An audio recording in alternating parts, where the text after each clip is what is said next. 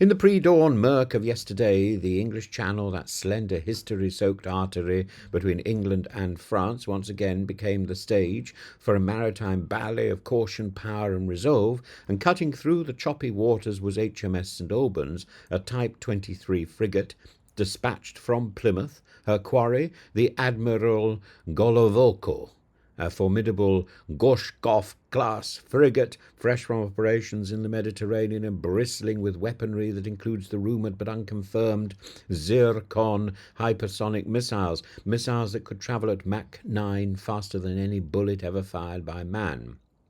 And above them, like a hawk surveying its prey, a Merlin helicopter swept the skies, feeding live sensor data back to the Royal Navy's command. And meanwhile, HMS Mersey, an altogether lighter patrol ship based out of Portsmouth, trailed the Russian corvette Subrazitelny, supported by the tanker RFA Tide Surge. Together, these British vessels formed a lattice of vigilance around the Russian units as they threaded their way through some of the busiest shipping lanes in the world. But this was no isolated sortie.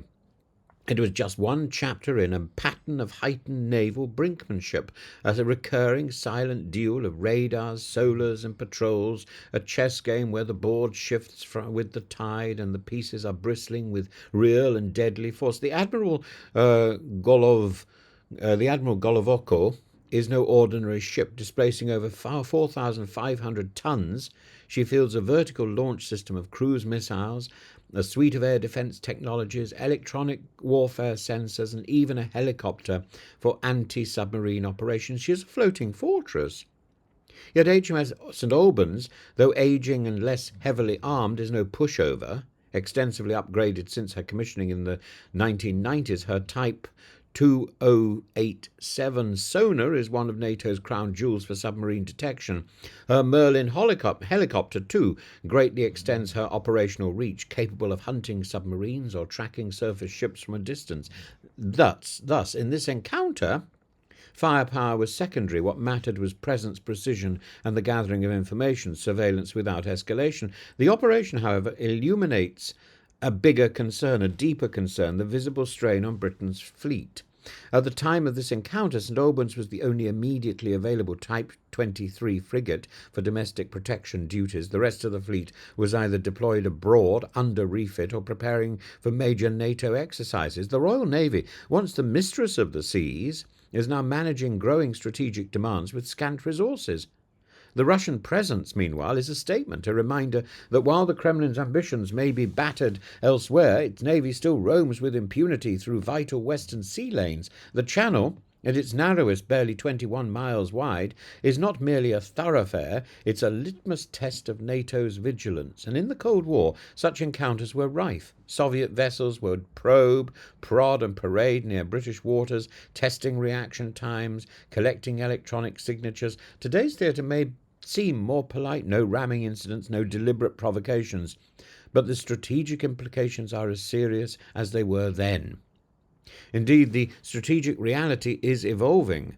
Russia's withdrawal from Syria after Assad's fall in 2024 has freed up naval assets, now seen moving westward, reasserting Moscow's enduring interest in global maritime influence.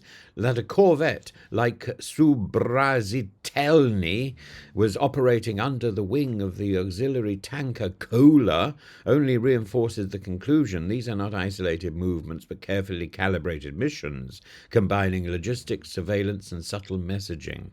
The Royal Navy's professional handling of this situation, seamlessly handing over monitoring duties to NATO allies as the Russians exited British waters, sent a quiet, unmistakable signal that Britain and NATO are alert. The sea remains a contested domain, and Western nations are prepared to defend their maritime interests, yet questions linger. Can Britain, with a dwindling fleet and an overstretched military, continue to guarantee security across the Channel, the North Atlantic and beyond? Will the Royal Navy's planned new classes of frigates and destroyers arrive in time to replace the ageing Type 23s before exhaustion and obsolescence take their toll? And what of Russia? Will its naval presence, already provocative, become more aggressive if emboldened by Western indecision or internal divisions within NATO? For now, this encounter, this quiet waltz of warships through English waters, stands as a sober reminder.